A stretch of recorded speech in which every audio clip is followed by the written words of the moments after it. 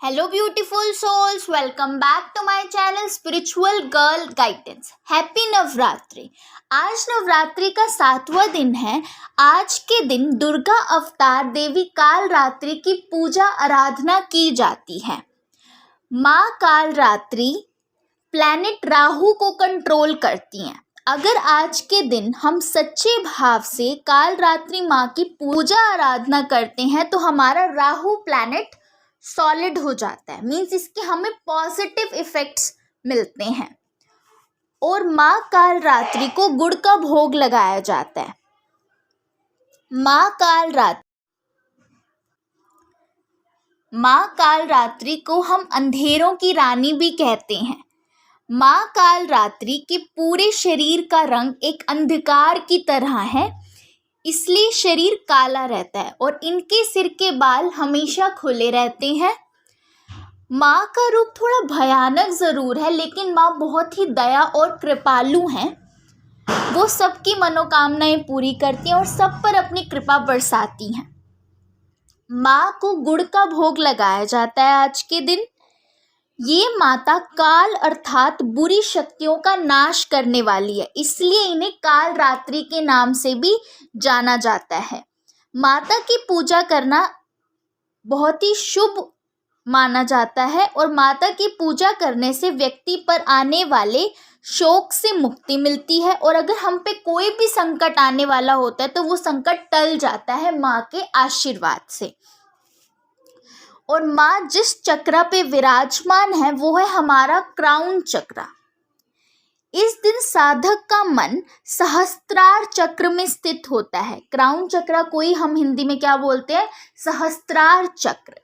इस चक्र का अर्थ होता है सिर का ताज, क्योंकि ये हमारे सर के जहाँ हम ताज होता है, ताज पहनते हैं सर पे, वहाँ पर क्राउन चक्र होता है।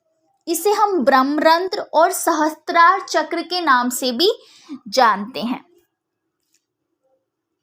कलर, आज के दिन हमको ब्लू कलर के कपड़े पहनकर माँ काल रात्रि की वर्शिप करनी चाहिए, उनकी ग्रेस पाने के लिए। और आप मंत्रास भी चैंट कर सकते हो उनकी कृपा पाने के लिए, जो कि इस प्रकार है: ओम देवी काल रात्राय नमः। एंड द सेकेंड मंत्र इज या देवी सर्वभूतेषु माँ काल रात्रि रूपेण संस्थिता नमस्तस्यै नमस्तस्यै नमस्तस्यै नमो नमः। ये माँ के बहुत ही पावरफुल मंत्रास हैं। आप इनको चैंट कर सकते हो। एटलीस्ट 108 टाइम्स आप इनकी चैंटिंग करो। माँ आपसे ज़रूर प्रसन्न होएगी और आपके सारे शत्रुओं का नाश कर देगी। माँ को रात रानी का पुष्प अर्पित करना आज के दिन शुभ माना जाता है। देवी काल रात्रि को हम बहुत से नामों से जानते हैं, जिसमें काली, महाकाली, भद्रकाली, भैरवी, चामुंडा, चंडी, दुर्गा, इन सब नामों से भी माँ को पुकारा जाता है।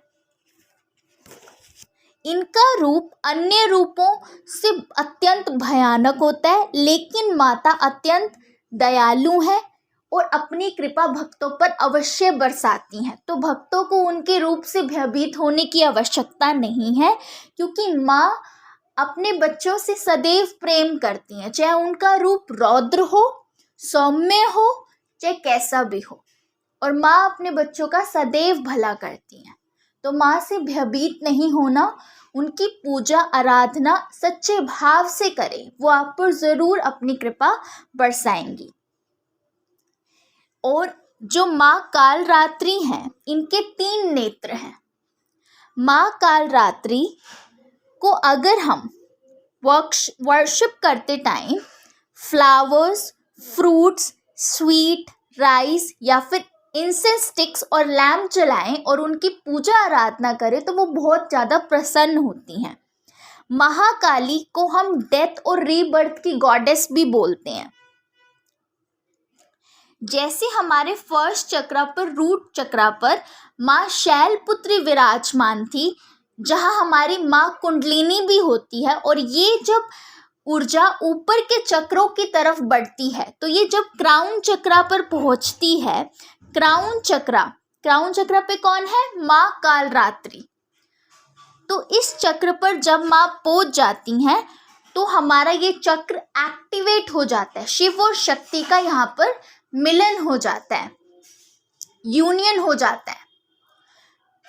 तो ये माँ कुंडलिनी शक्ति, ये हमारी शक्ति, क्योंकि ये शक्ति के ही तो रूप है ना, शक्ति का स्वरूप है जो ऊपर की तरफ ऊर्जा के रूप में बढ़ रहा है। तो ये हमारे ऊर्जा का ऊपर की तरफ उठना और डिफरेंट चक्रास के थ्रू जाते हुए हर एक चक्र को एक्टिवेट करते हैं, जिससे क्या होता है, हमारी कॉन्शियसनेस का लेवल बढ़ता है और हमें ब्रह्म ज्ञान की प्राप्ति होती है, एक्चुअल में कि हम हैं कौन, खुद के अस्तित्व के बारे में हमें ज्ञात होता है। माँ काल रात्रि का एक नाम शुभकारी भी है।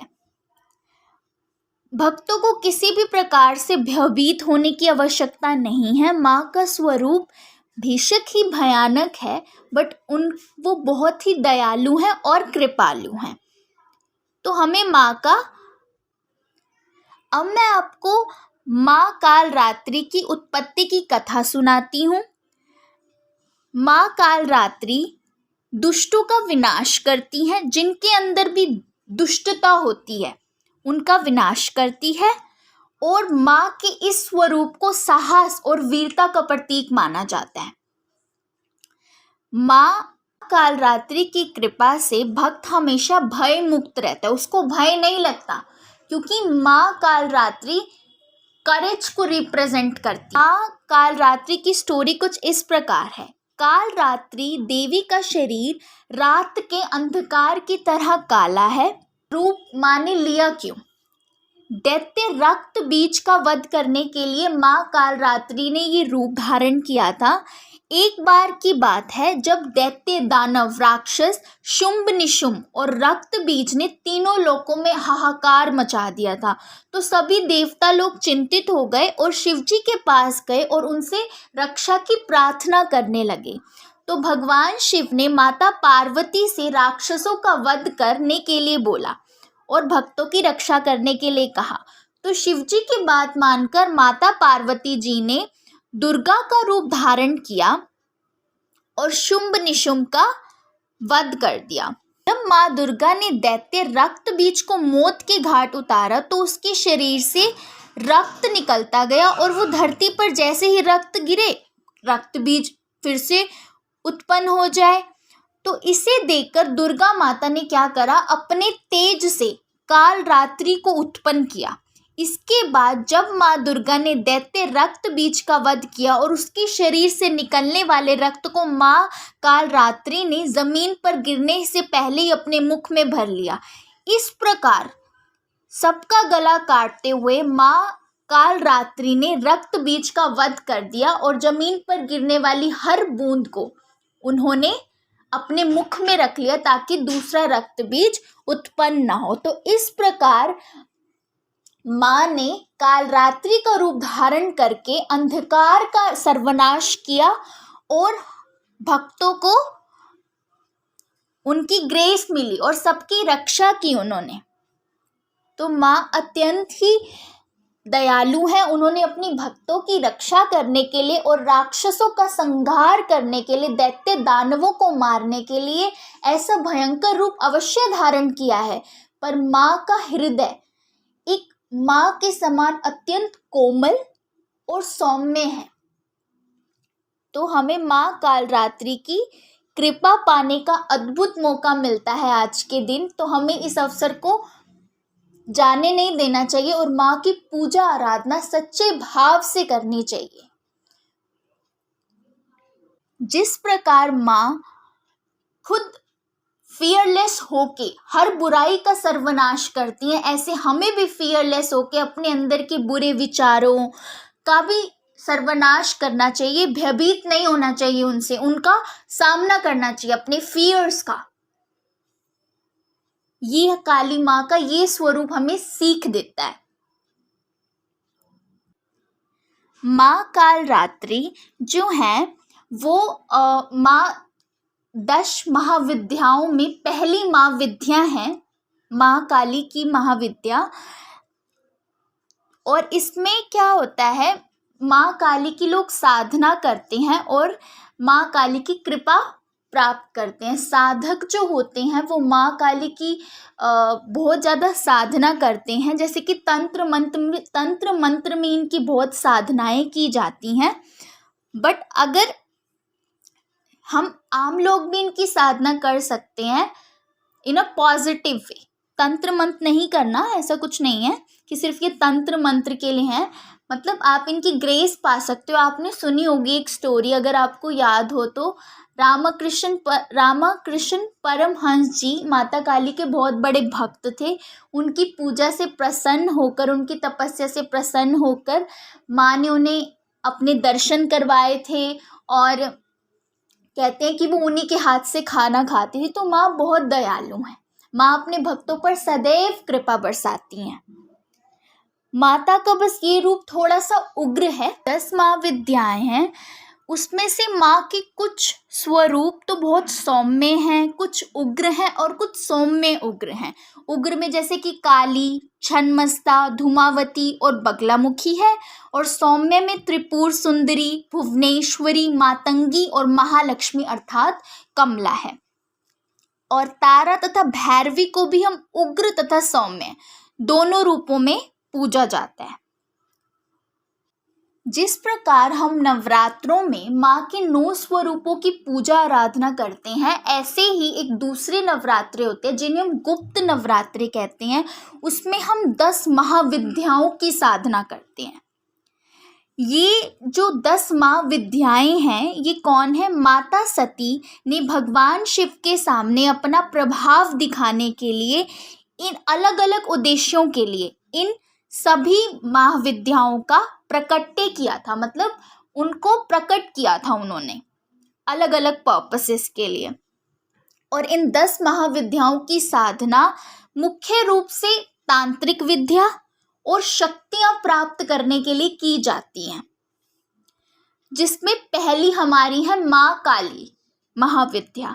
मैं आपको सब महाविद्याओं के बारे में नहीं बताऊंगी, मैं काली माँ के बारे में आपको बस बताना चाहती हूँ, काली की महाविद्या के बारे में।